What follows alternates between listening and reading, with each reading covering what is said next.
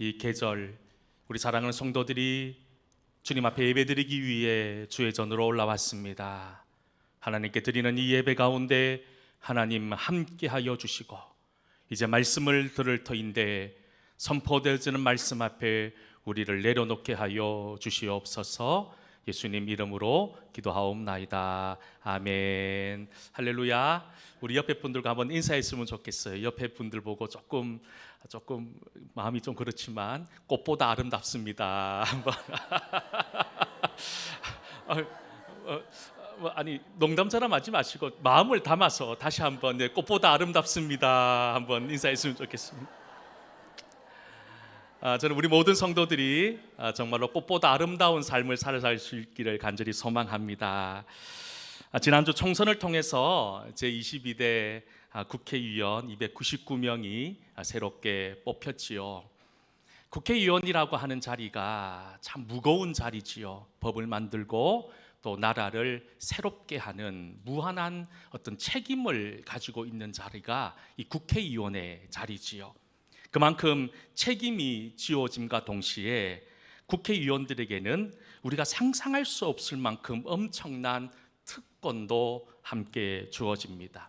면책특권 그리고 불체포 특권과 같은 정치적 법률적 특권에서부터 보좌관이나 그리고 비서관 9명이 넘는 유급보좌진을 둘 수 있는 그런 특권, 전용 사무실을 공짜로 쓸 수 있는 것, 그리고 1억 1,300만 원의 연봉, 그리고 월 670만 원의 활동 지원비. 제가 인터넷으로 검색을 해보니까요, 죄송하지만 200가지 정도 되더라고요. 더 놀라운 것은 단 하루라도 국회의원을 하면 65세 이후부터는 매달 120만 원의 연금이 나온다고 합니다. 그러다 보니 너도 나도 국회의원이 되고 싶은 것 같아요. 저는 되고 싶은 마음이 없지만 많은 분들이 국회의원이 되고 싶어 하는 것 같아요. 근데 여러분, 이런 국회의원들과 비교할 수 없는 우리 그리스도인만이 누릴 수 있는 특권이 있다는 사실을 여러분 아십니까? 오늘 읽지는 않았지만 에베소서 3장 11절, 12절 말씀에 보면 바울이 우리 성도들이 누리는 특권에 대해서 이렇게 말씀하고 있어요. 우리 같이 한번 이 말씀 읽어보겠습니다. 우리가 그 안에서 그를 믿음으로 말미암아 담대함과 확신을 가지고 하나님께 나아감을 얻느니라. 아멘. 여러분, 이 한 절의 말씀이 우리 성도들에게 뭐 큰 특권이냐라고 되물을 수도 있겠지만 오늘 바울이 뭐라고 얘기합니까? 우리가 예수 그리스도를 믿음으로 말미암아 우리가 하나님 앞에, 이 하나님이 어떤 하나님입니까? 전지전능하신 하나님, 이 세상 만물을 창조하신 하나님 앞에 우리가 당당히 나아갈 수 있는 그 어떤 누구도 누릴 수 없는 특권을 가진 사람이 바로 저와 여러분인 성도들이라는 것을 말씀하고 있는 거예요. 이것은 예를 들어 선거를 해서 얻을 수 있는 것도 아니고 돈을 주고 싼 것도 아니고 내가 열심히 공부하고 노력해서 얻은 것이 아니더라는 것에 더 큰 의미가 있지 않습니까? 오직 십자가에 죽으신, 그리고 우리 죄를 단번에 해결해 주신 그 주님의 은혜를 믿음으로 말미암아 주어지는 특권이 우리가 하나님께 나아갈 수 있는 특권이라는 거예요. 여러분, 이 특권을 자유롭게 이용할 수 있는 우리가 될 수 있기를 소망합니다. 이것을 누릴 수 있어야 된다는 거예요. 이것을 누림으로 늘 하나님과 동행하는 그런 믿음의 삶을 살아가는 저와 여러분 모두 다 될 수 있기를 주의 이름으로 간절히 소망합니다. 바울이 로마의 감옥에 갇혔습니다. 갇힌 이유는 복음을 전했다는 이유지요. 그렇게 로마의 감옥에 갇혀서 여러분 믿음의 어려움 가운데 있는 많은 교회들에게 편지를 보냅니다. 그것을 우리는 흔히 옥중서신이라고 하는 이름으로 부르고 있지요. 바울 사도 그렇게 길지 않은 선교사의 시간들 속에서 총 4번의 전도 여행을 그 당시 주변 나라로 온 세상을 다 돌아다녔어요. 그리고 죽어가는 수많은 영혼들에게 복음을 전하고 그들에게 생명을 선물했고 황무지와 같은 곳에 교회를 세웠습니다. 특별히 오늘 말씀의 배경이 되고 있는 이 에베소 교회는 사도 바울이 3차 전도 여행 당시에 아시아 복음의 전초 기지로 삼기 위해서 세운 교회입니다. 사실 이 사도 바울은 그렇게 한 교회를 개척하고 난 이후로 그곳에서 오래 머물 수가 없었지요. 왜냐하면 가야 될 곳이 너무 많았고 전해야 될 곳이 너무 많았기 때문에 그곳에서 그렇게 오랜 시간 머물 수가 없었지요. 그 중에 오랫동안 머물렀던 교회가 어디냐? 고린도 교회라는 곳에서 1년 6개월을 보내었어요. 그리고 그것보다 2배의 시간, 무려 3년의 시간을 보내었던 교회가 어느 교회냐? 오늘 말씀의 배경이 되고 있는 에베소 교회라는 거예요. 무려 3년의 시간 동안 그곳에서 바울은 온 마음과 정성을 다하여 성도와 교회를 섬겼어요. 그러다 보니 바울의 입장에서 에베소 교회를 바라보는 마음은 남다를 수밖에 없었던 거예요. 물론 많은 교회를 개척했음에도 세웠음에도 불구하고 에베소 교회만큼 그의 마음을 안타깝게 하는 교회도 없었다는 거지요. 특히 오늘 말씀의 배경이 되고 있는 이 에베소서의 말씀을 보면 바울이 이 에베소 교회를 얼마나 사랑했는지 그 구절구절 사랑의 마음들로 가득 차 있음을 우리는 금방 찾아볼 수 있습니다. 사랑하는 성도 여러분, 여러분은 하나님이 나를 사랑하심을 믿으십니까? 여러분, 우리는 매일매일 하나님의 사랑 가운데 살아가지요. 특별히 성경을 보더라도 이런 하나님의 사랑, 우리를 사랑하신다는 그 하나님의 사랑을 얼마나 아름답고 화려하게 말씀하고 있는지 몰라요. 에레미야 31장 3절에 보면 이런 말씀으로 하나님의 사랑을 이야기합니다. 같이 한번 읽어볼까요? 애적에 여호와께서 나에게 사랑양이에 인자함으로 너를 이끌었다 하였노라. 아멘. 하나님의 무궁한 사랑, 한이 없고 끝없는 사랑을 우리에게 행하셨다라고 말씀하고 있지 않습니까? 또 대표적인 말씀 가운데 갈라디아서 2장 2절 20절 말씀도 우리가 잘 아는 말씀이지요. 이 말씀에는 또 이렇게 얘기합니다. 함께 또 읽어볼까요?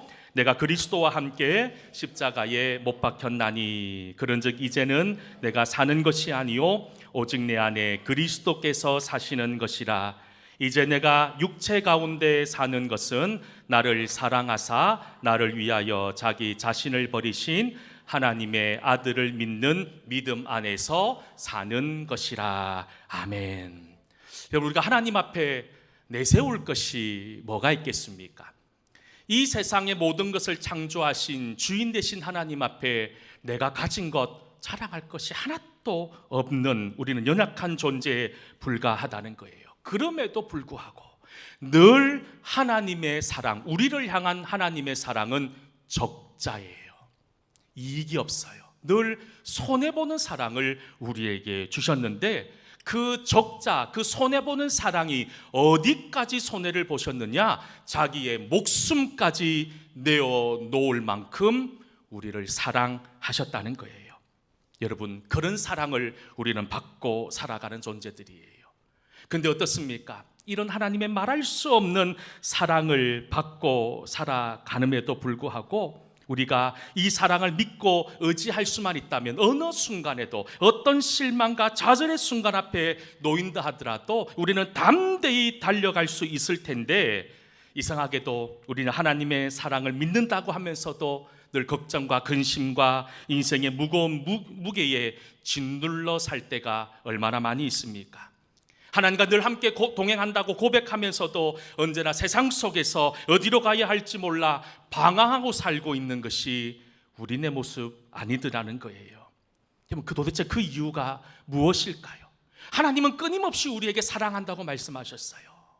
그리고 우리도 입술로 하나님의 사랑을 고백합니다. 나도 하나님을 사랑합니다라고 이야기함에도 불구하고 우리가 왜 이렇게 이 세상 앞에 무기력할 수밖에 없는 것일까요? 그것은 물론 많은 이유가 있겠지만 그 대표적인 이유가 하나님의 사랑, 그리고 하나님을 향한 나의 사랑이 그저 머리에만 머물러 있는 메아리가 되어버렸기 때문이 아닐까요? 그저 입술의 고백에만 머물러 있기 때문이 아닐까요? 사실 성도들 중에서 인생의 어려움과 인생의 문제와 고통과 힘듦이 없는 사람들이 어디 있습니까? 누구나 다 풀리지 않는 인생의 어려움들을 가지고 하나님 앞에 기도합니다. 그런데 하나님의 응답이 어떻습니까? 내가 원할 때에, 내가 원하는 그때에 즉각적으로 응답되어지고 나타났으면 얼마나 좋겠습니까마는 늘 하나님의 응답은 더디기만 합니다. 마치 하나님이 계시지 않는 것처럼 그 응답은 언제 일어날 줄 모릅니다. 그런데 그럴 때일수록 나를 향한 하나님의 사랑을 우리는 의심하지 말아야 된다는 거예요. 여러분, 혹시나 마음에 의심이 생깁니까? 의심하지 마십시다. 왜 의심하지 말아야 되냐면 우리 마음속에 의심이 마음이 들더라도 우리를 향한 하나님의 마음은 변함이 없기 때문이지요. 성경에 수없이 많은 믿음의 사람들의 이름들이 나옵니다. 이들의 인생들을 찾아봐도 여러분, 말할 수 없을 만큼 절망과 고통의 시간들로 가득 차 있었습니다. 포기하고 싶은 삶이었어요. 그런데 그들은 포기하지 않았습니다. 그들은 원망하지 않았습니다. 오히려 하나님 앞에 기도했습니다. 그리고 기도함으로 하나님의 응답을 기다림으로 그들의 삶이 감사로 은혜로 변화되는 것을 우리는 말씀을 통해서 바라보고 있지 않냐는 거예요. 여러분, 혹여나 인생에 고난과 어려움이 있습니까? 주님 바라볼 수 있기를 축복합니다. 주님 바라보면서 승리하는 저와 여러분 모두 다 될 수 있기를 주의 이름으로 간절히 축원합니다. 우리 옆에 분 한번 바라볼까요? 바라보면서 한번 인사합시다. 주님만 바라봅시다. 이게 답인 것 같아요. 주님 바라보는 게 우리 인생의 문제 유일한 해답인 것 같습니다. 바울이 3년이라는 긴 시간 동안 머물며 온 힘과 정성을 다했던 에베소 교회, 그도 그곳에서 영원히 머물 수가 없어서 또 다른 곳으로 이동을 하지요. 그런데 안타깝게도 이 에베소 교회가 바울의 교훈, 그 말씀의 그 은혜 가운데 늘 그했으면 얼마나 좋았습니까마는 바울이 떠난 이후에 그들은 하나님의 사랑, 그 하나님의 은혜를 점점점 잃어버리기 시작했다는 거예요. 이런 소식을 들은 사도 바울은 마음이 너무나도 안타깝고 걱정이 되었어요. 왜냐하면 지금이라도 당장 찾아가서 그곳에 다시 한 번 더 하나님의 사랑을 전하고 그들의 식어버린 믿음을 다시 한 번 더 이렇게 세우고자 하는 마음은 있었지만 그가 지금 어떤 처지라고 말씀드렸어요. 로마의 감옥에 갇혀 있는 상황, 아무것도 할 수 없는 상황이었어요. 여러분, 정말 바울이 아무것도 할 수 없는 상황이었습니까? 아니라는 거예요. 비록 그의 몸은 감옥에 갇혀 있었지만 그가 할 수 있는 것이 있었습니다. 그게 뭐냐 하면 기도였다는 거예요. 비록 몸은 로마의 감옥에 갇혀 있지만 바울이 뭐라고 기도하는 줄 아십니까? 이 에베소 교회의 모든 성도들이 하나님 사랑의 터 위에 뿌리를 내리고 그 토양으로부터 영양분을 공급받아서 정말로 거룩한 주의 백성으로서의 삶을 회복하게 해달라, 그 차가운 그 감옥에, 그 바닥에 무릎을 꿇고 오늘 기도하고 있다는 거예요. 왜냐하면 우리 인생의 뿌리를 하나님께 둘 때 우리는 변화되고 새로워지는 은혜를 누릴 수 있기 때문이지요. 그렇다면 우리가 어떻게 하면 하나님의 충만한 사랑과 은혜 가운데 거할 수 있을까요? 그 오늘 본문에 우리가 함께 읽은 말씀이 그것에 대한 해답을 제시하고 있는 거예요. 우리 16절 말씀 같이 한번 읽어볼까요? 16절입니다. 시작. 그의 영광의 풍성함을 따라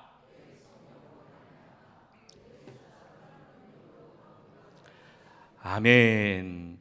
현대인들에게 나타나는 가장 두드러진 특징 가운데 하나가 뭐냐 하면 그저 눈에 보이는 겉사람의 화려함, 눈에 보이는 이런 외형적인 모습을 중요시 한다는 거예요. 그래서 우리 여성들은 수천만 원의 돈을 들여서 성형 수술을 하고, 남자들은 헬스장에 가서 몸짱이 되려고 무거운 아령도 들고 운동도 합니다. 기업에서 사람을 뽑고 평가할 때 눈에 보이는 스펙을 따집니다. 어느 학교를 나왔고 또 어느 정도 가지고 있는 여러 가지 외형적인 것을 보면서 사람을 판단합니다. 여러분, 이 자리에 있는 우리 성도들도 마찬가지일 거예요. 사람을 판단할 때, 사람을 볼 때 가장 먼저 보이는 것이 우리 육신의 눈으로 보이는 사람의 외형의 모습들을 가장 먼저 보지 않느냐는 거예요. 그러다 보니 지금 우리가 살고 있는 시대는 외모가 경쟁력인 시대 속에 살고 있는 거예요.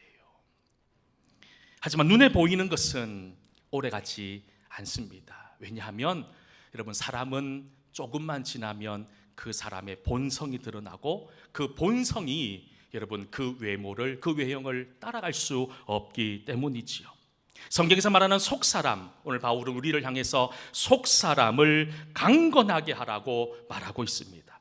여기서 말하는 속사람은 어떤 사람입니까? 성령의 능력과 은혜로 거듭난 성령의 지배를 받는 새로운 형상, 새로운 피조물을 여러분 바울은 우리에게 속사람이라고 이야기하고 있는 거예요.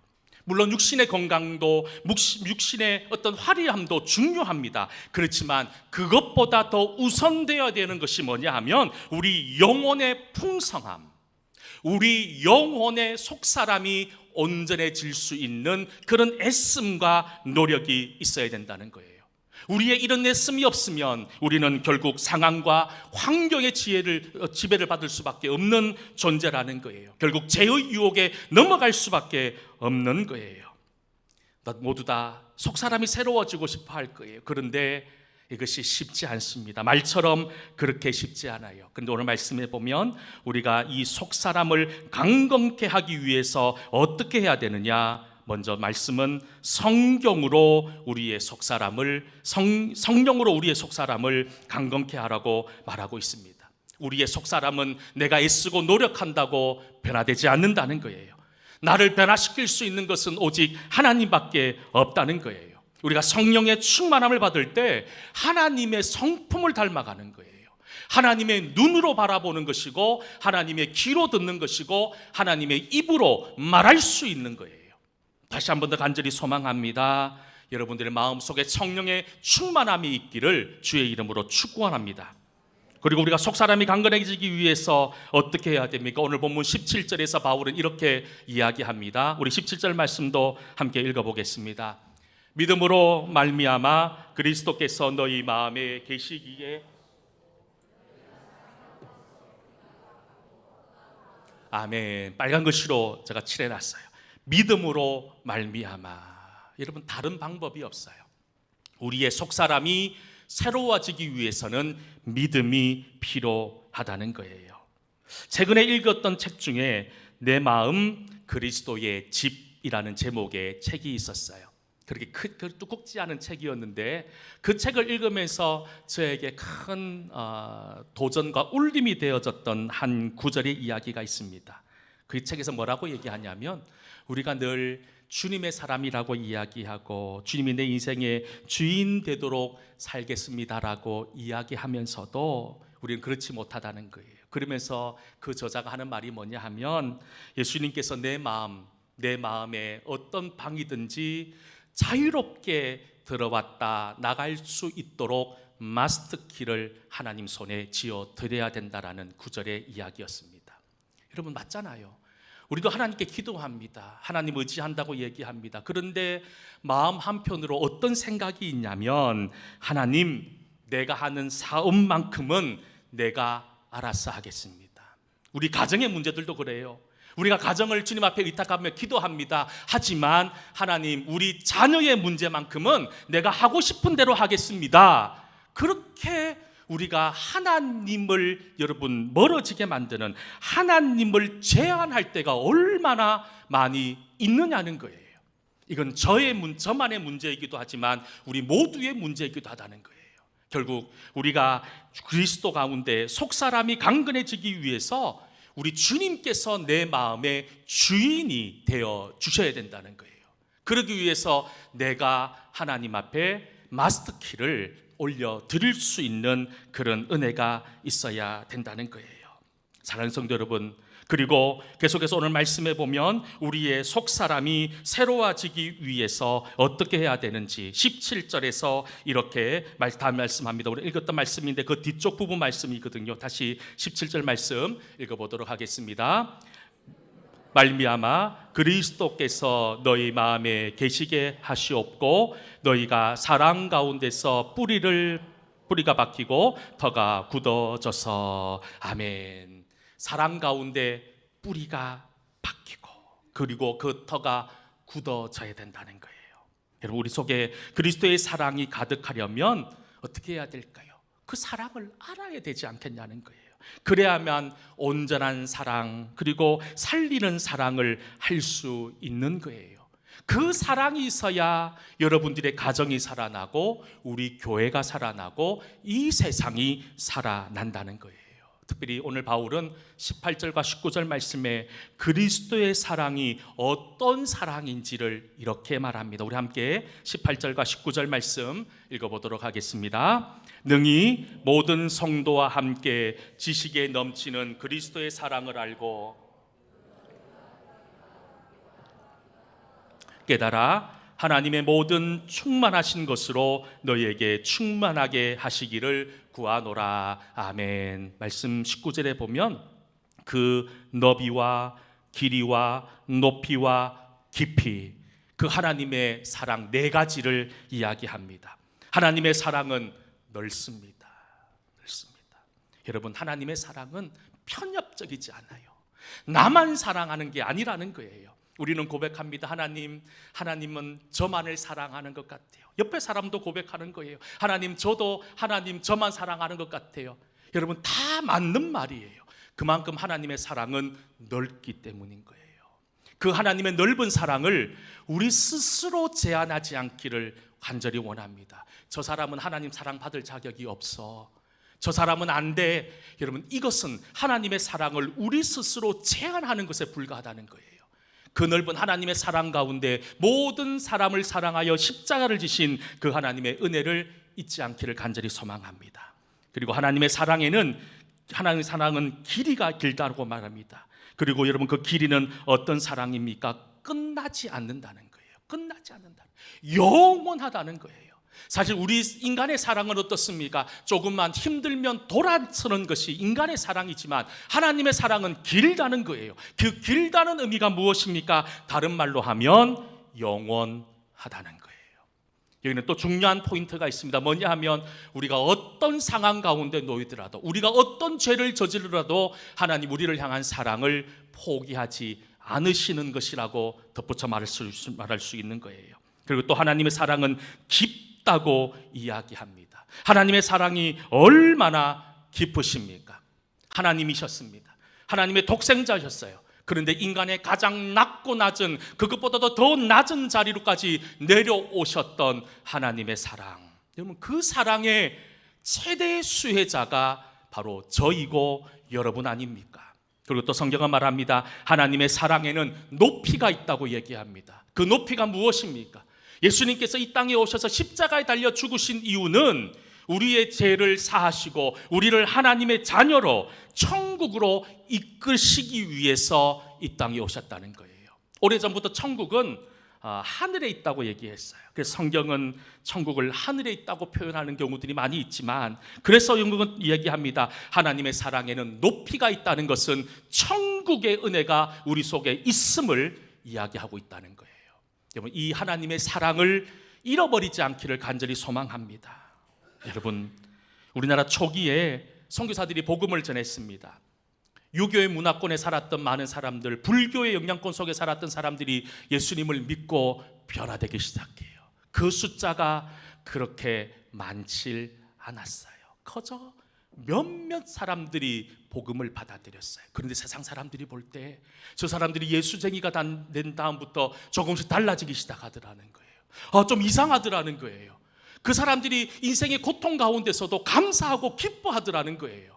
그래서 세상 사람들이 처음 선교사들로부터 복음을 받아들이고 변화되는 모습을 보면서 세상 사람들이 뭐라고 얘기하냐면, 불교 신자들은 초상집 같고 유교 신자들은 제사집에 사는 사람 같고 우리 예수 믿는 사람들은 잔치집에 사는 사람 같다라는 표현을 하더라는 거예요. 우리는 어느 집에 사는 사람이라고요? 잔치집에 사는 사람인 거예요. 우리는 제사집, 그리고 여러분 초상집에 사는 사람들이 아님을 기억할 수 있기를 소망합니다. 왜냐하면 하나님의 사랑이 있기 때문인 거지요. 사랑하는 성도 여러분, 주님만을 바라보며 그 사랑의 은혜 가운데 거할 줄 아는 저와 여러분 모두 다 될 수 있기를 다시 한 번 더 주의 이름으로 간절히 축원합니다. 우리 함께 찬양 드렸으면 좋겠어요. 주만 바라볼지라. 우리 오늘 말씀을 기억하면서 함께 찬양했으면 좋겠습니다.